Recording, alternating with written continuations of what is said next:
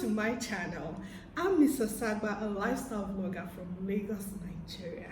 And on my channel, I share stories and provide tips to help you guys better navigate life. So today we're starting a very interesting series on entrepreneurship. If you're an aspiring entrepreneur or a current entrepreneur, please click that bell. You want to make sure you get notifications because this series is going to be packed with inspiration and motivation. Okay, let's get right into it. So I have a special guest with me today, Olatomiwa Lasebikan. So I've actually known this lad since he was 16 or 17. Yes, it's been more than a decade actually. Wow. Yeah. And the truth is, I love Tomiwa like a brother. And let me explain that. See, my brothers get on my last nerves just like Tomiwa does. Like, I can text Tomiwa and he wouldn't respond in 3 months. But then this guy always has my back. So I know that for sure. So even when he's getting on my last nerves, I'm just like, I still love you all the same, but please don't get on my nerves again. I love you too, okay? Yes, I will go on your nerves again. So I'm so proud of him, and I'm going to let him share his story with you guys. And trust me, like, what are we here for? We have to ask him questions, right? So we're going to be asking him questions so that you guys can learn about his journey and learn from his own experience being an entrepreneur in Lagos, Nigeria, one of the most difficult cities you can think of in the world. All right, Tomiwa, so tell us, why did you leave your 6-paying job at Microsoft to come all the way to Nigeria to start a tech startup? Like, what were you thinking? I wasn't thinking. You weren't thinking? No, but Okay. yeah, that's a really good question. So I think, what was that, like 2017, right? Talking about cryptocurrencies were getting to be like a really big thing, and like they were really exciting for me. And I guess somewhere at the back of my mind, I'd always thought, okay, what are some of the ways in which I can apply myself outside of just like my regular work, right? And I just around that point in time, I started talking to my friends, like who ended up being my co-founders, and we were thinking, okay, like how can we make it easier for people to like get into this space, right? So interestingly, right, like it started for us as like just like a project, like a weekend, like just like a short-term project. Oh, this is something we'll build, and like we'll leave it to be running. Like a pet project on the side. Yeah. So like so very big naivety. Yeah, and like that was how we just sort of got started. And as things progressed, right, like it became clear like it was a very challenging thing and it was a very important thing, right? And like as time played out, like we had like a clearer vision of like what it was that we wanted to be able to achieve, right? And I'll sort of talk about that a bit more. And like at some point it just made sense for me to leave, right? And it was a big risk, right? It wasn't something that I just thought, I necessarily thought, this was like the best decision to make, right? But it felt like the right decision given like the data I had, right? And like it felt like, okay, this is one of those things that at the very least I need to like give it a good shot, right? And so I was like, okay, you know what, like I'll actually like take the risk, and that was how I got started on this journey. Wow, that's highly impressive. So guys, if you're thinking, how do I apply myself outside of work? Maybe you might be thinking about an entrepreneurship journey because that's the question that he asked himself. And like he said, there's always going to be a risk involved, but if you want to go for it, hey, go for it. Okay, so thanks for that, Tommy. Wow, I'm like still blown away, but even though I know the story, so I'm sure you guys are blown away. So what would you say was the key driving force to becoming an entrepreneur for you? I think just like focus on problem solving, right? So I like while I was a software engineer in the US, right, I enjoyed what I was doing, right, like without doubt. But then as like I was working on this on the side and like learning more about it and whatnot, I just became like increasingly obsessed with like solving the problem, right? And like for me, it became almost like a driving mission that as many people as possible in Nigeria need to have access to crypto and need to understand the space, right? And like need to be able to use it to like solve their problems, right? And like so that became very very clear, I think, in my head over time, right? And I think like that would sort of be what I articulate as like the driving force for me. Yeah, for solving that problem. Yeah, it's like okay, like just like an insatiable desire to ensure like that problem would get solved. Yeah, and like that's sort of how I got here. Yeah. Wow, that's interesting. So problem solving, that's a key driving force. All right, so how did you determine like the partners that you had for Buycoins, which is the name of his company, by the way? Check it out, guys. Download their app, use it. Okay, I'm not threatening you, but advising you. Yeah, it's a nice app. So if I use I also use it, so I'm not just saying it because we're here on YouTube, kind of thing.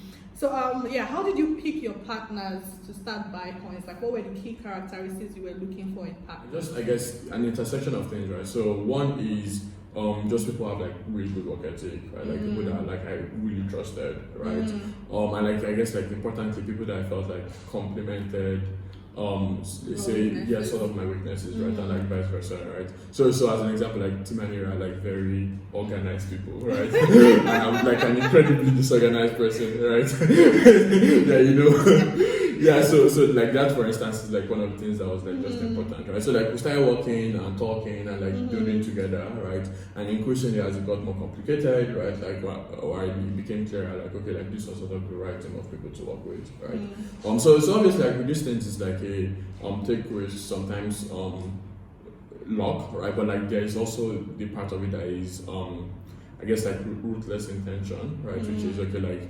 we're sort of intentional about ensuring like okay, people like it would make sense if I had co-founders who were like as disorganized as me, for instance, right? Yeah. And it wouldn't make sense if like I had co-founders who were not as obsessed with the same problems as I was, right? There are a lot of times where like sort of in the journey it gets very frustrating, right? And like the fact that like there is someone else feeling the frustration that you're feeling, right, is sort of very encouraging, right? And like you know, like I can call to Nigeria like 2 a.m. and like we're talking about Buycoins together and like, oh, like this is what we're going to change, right? Or like, oh, why is this not working, right? And things along those lines. Man, like that's just like generally like incredibly useful. Yeah. Wow, that's really nice. So guys, I think the take-home point here is that you want to pick partners who share the same vision and have the same passion that you have, and also people with great work ethics. So it's not enough for them to just be your friends. Like, what kind of work ethics do they have? And people you can trust.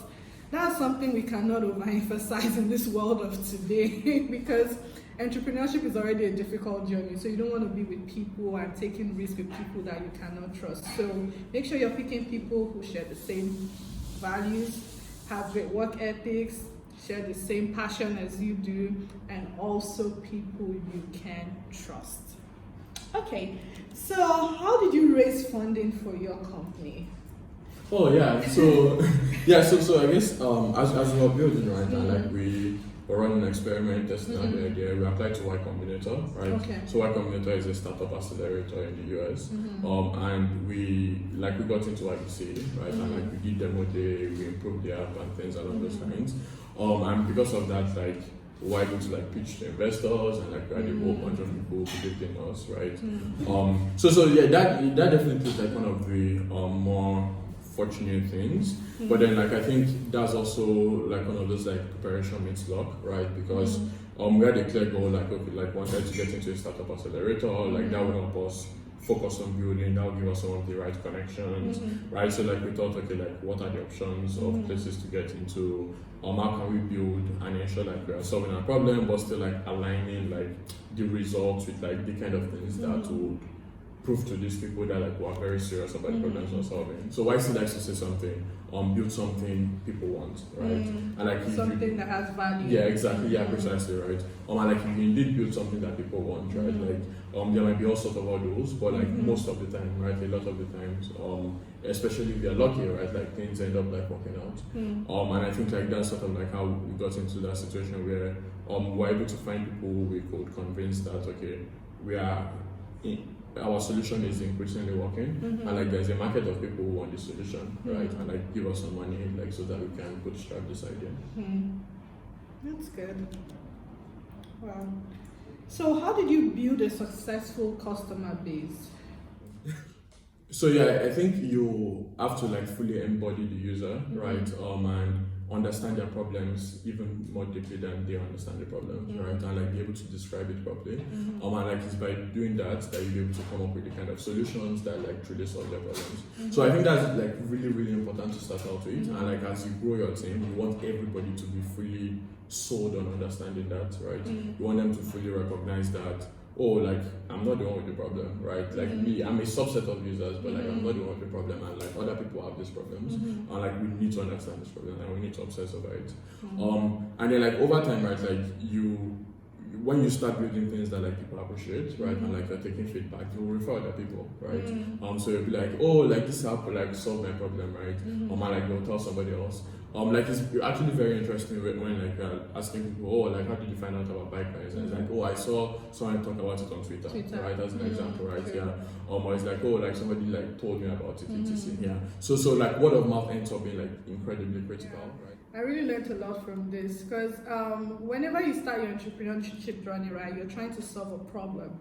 So while solving that problem, you have to think about your customers, your users, whoever is receiving whatever service you're providing, and you have to make sure that you're constantly getting feedback. And the key word here is constantly, because the world is evolving. People's needs are evolving. So you need to make sure that that's something that you integrate into the framework of your business or whatever it is that you've started. All right, thanks Tomiwa for that. That was very insightful. And like you said, word of mouth spreads. So if you are doing what your customers like, they're going to help you advertise your business. All right, so I think the next question I was going to ask is, how did you market your business? You already gave us one way, but are there other things that you did to market your product? Yeah. For a lot of the products, we're like still significantly refining. Like I didn't think like it would take this long at all. Like I was like, oh, 6 months to figure it out. And like we just like have billboards all over town or something. Yeah. But yeah, like but increasingly like one of the things we've been also thinking about and like improving on is like doing adverts, right? And like marketing campaigns.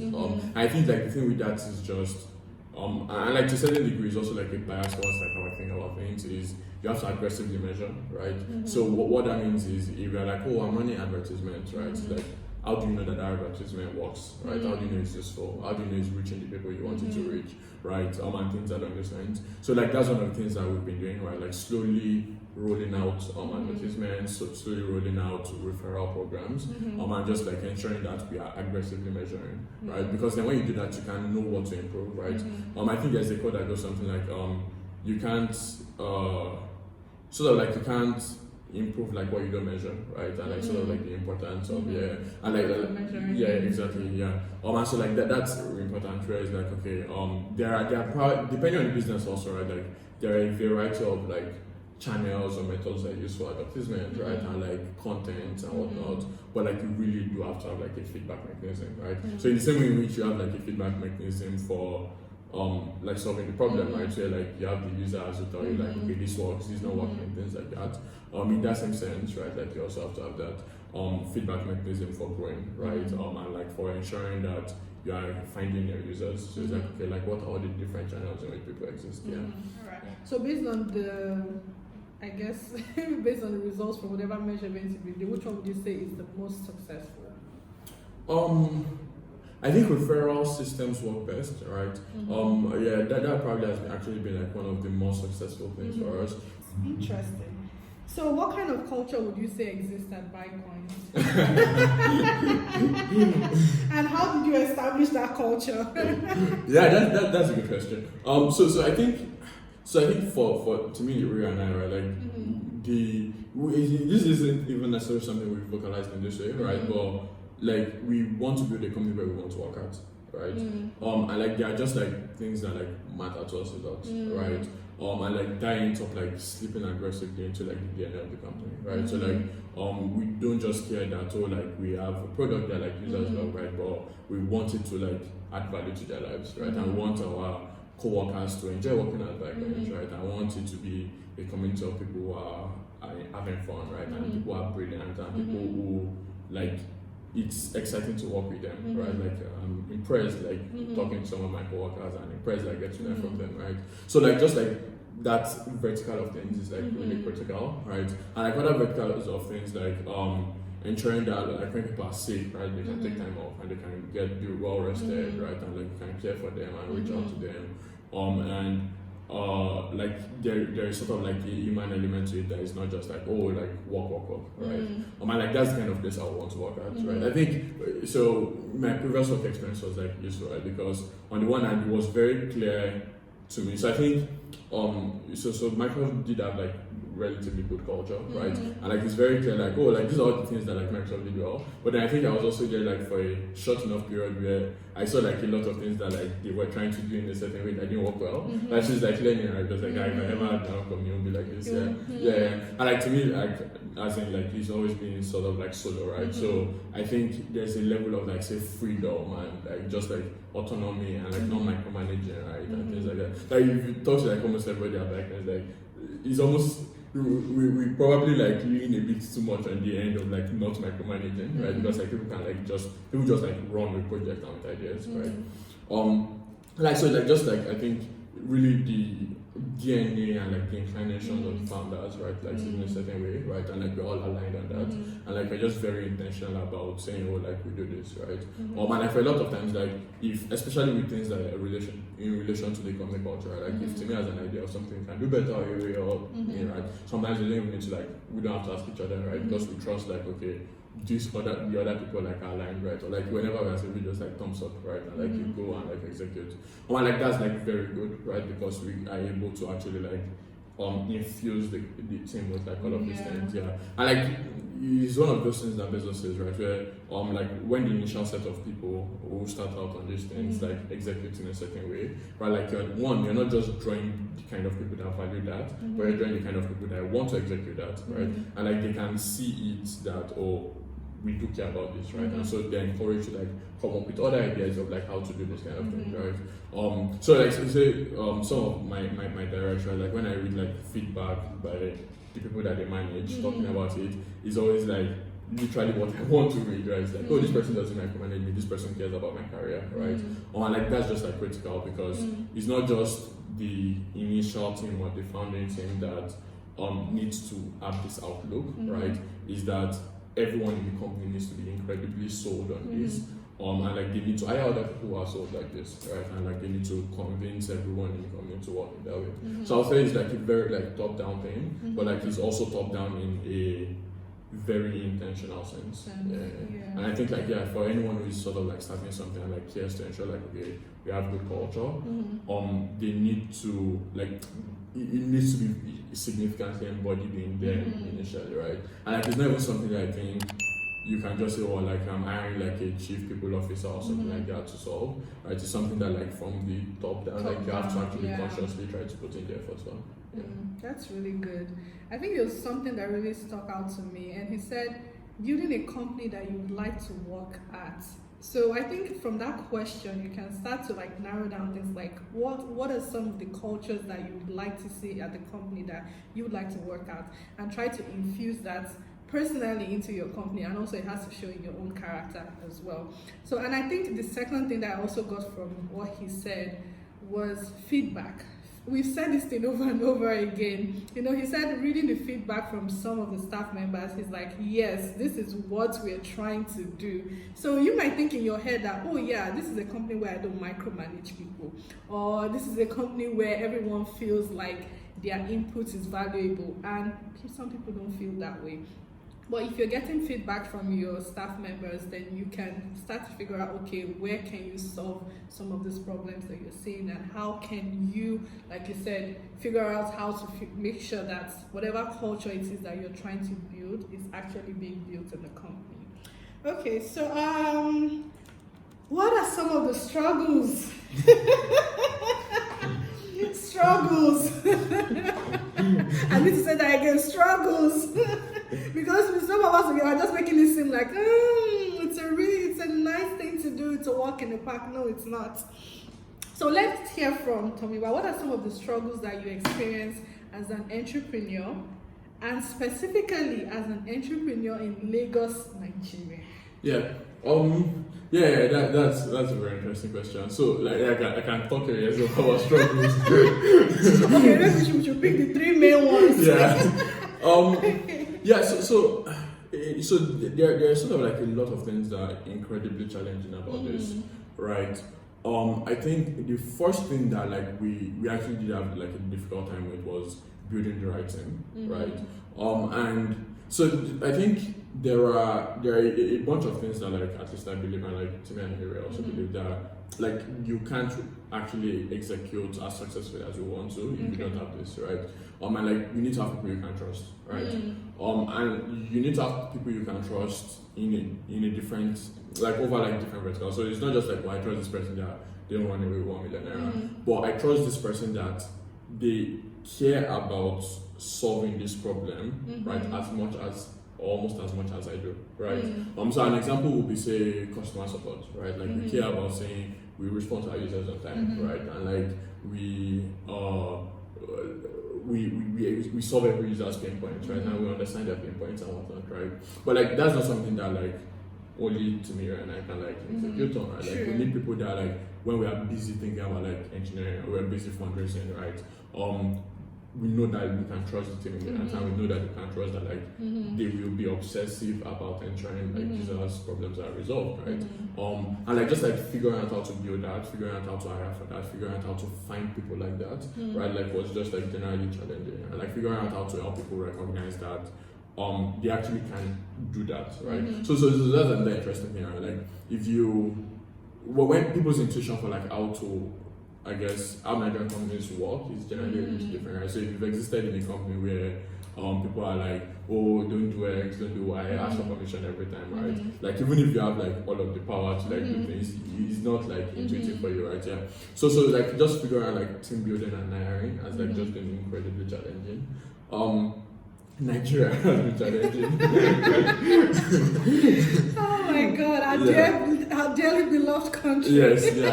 So like everything in Nigeria is like challenging. It's like ensuring we have good internet, electricity, government regulation, like office space that like people are happy to like come to work in, like ensuring like everybody's still safe during the pandemic, right? Like ensuring everybody can work remotely during the pandemic, right? Like there's just like a whole bunch of like infrastructure stress and challenge that has just like existed, right? So like that has been there.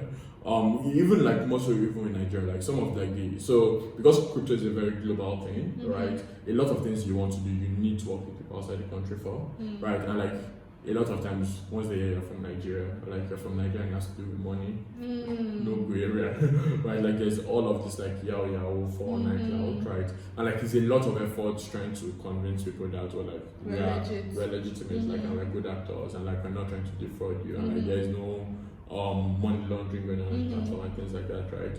So that I think has been like another like incredibly challenging thing. Wow. And like I guess like the third thing is just like the overall problem, which is like we don't know what we're doing, right? Like we're solving like problems that like nobody has solved before, right? Pretty much, right? And there is no formula, there is no guide, right? Like we started this like 3 or 4 years ago, trying to in our mid-20s, right? Yeah, and like it's not clear, like like what am I going to do to solve this, right? And like that gets very frustrating. Like we've had so many situations where like we build something in a certain way and like it's just not working, right? And like it's not working either from like a technical point of view, right? You expect it to work necessarily, or it's not working in like a users are not using it, right? Or it's not working in like we integrated with this third party service and like they shut us down like 2 hours after we launched, right? Or something like that. Like that, like all the different like scenarios of that happening is like just insane. And like you have to be incredibly resilient, right? So you have to know like, okay, everything is AOD, right? Like and like there is probably a solution, like you have to figure it out, right? And like you just have to like keep going on and on, right? So I think like it's the difference between like say school and like even sometimes say being like an employee in like a big company. If you're an employee in, like say if you're an employee in a big company, I always like to describe this. Whenever like there's a problem that like we really can't solve, like talk to that people, like when there's a solution, like my boss there's no solution, that's dead. Right? But like if you like run a company, right, like, that's different. Like if there's no solution, You like have you to have find to the think of a solution. solution. Yeah, Exactly. right. Yeah. So like just like the share like and like this is how it is for like literally everybody, right? Like and it's important like we think that sometimes like so the thing I would like say Musk trying to take us to space, right? Like it's literally doing something like there's no textbook about it, like nobody knows how to do it, right? But like you have to experiment and you have to fail, right? And not be afraid of failure. And like you fail and you're just like okay, like failure, you're like G, okay, alpha. Yeah, and I think like that's like just incredibly challenging about like building important things really. That's really good. And see, entrepreneurship is not easy. And when you're in a country where basic infrastructure is lacking, it can be very, very difficult to navigate. But kudos to you and your team, including the bad reputation we have. Guys, we are not all fraudsters. There's still really legitimate people in Nigeria trying to do good work in the right way. So I think the last question, guys, thank you for sticking with us this long. So if you could offer a first-time entrepreneur any advice, what would that advice be? Just one advice. One advice. Okay, maybe like a more underlying thing is to be resilient, right? Like things are not going to work out the first time, second time. And there is a lot of failure, right? Like coming, but you have to be resilient. You have to like believe that like you can solve the problems. And like you just have to be aggressive and keep going at it, right? I guess until you run out of energy. But yeah, I think people have to be very, very prepared to be resilient. And like it's not at all surprising that like things take time to work. Especially when people are working on new things. And like I said, it's not like textbook. It's not like school. Right? In school, they'll give you an example, they give you a problem, and you just like follow the example, right? But it's like, oh, go and do like a startup that like helps people adopt like tractor usage, right? Or like mechanized agriculture or something like in say Kogi State or like in Plateau State or something. Like there's no formula for like you have to do that, right? And you have to like be very innovative about it, and like you'll definitely make mistakes. So like just like keep going at it and at it like whenever mistakes happen. Yeah. Okay, so guys, be resilient. Failure is gonna happen, so you're gonna have to learn to deal with it. All right, thank you so much for tuning in. And guys, let's thank Tomiwa for gracing us with his presence. Because this man, like I said, we don't know, maybe next time we see him, we'll be in 2025 or 26. But thank you so much for watching. And to the entrepreneurs out there, to the ones who are aspiring to be entrepreneurs,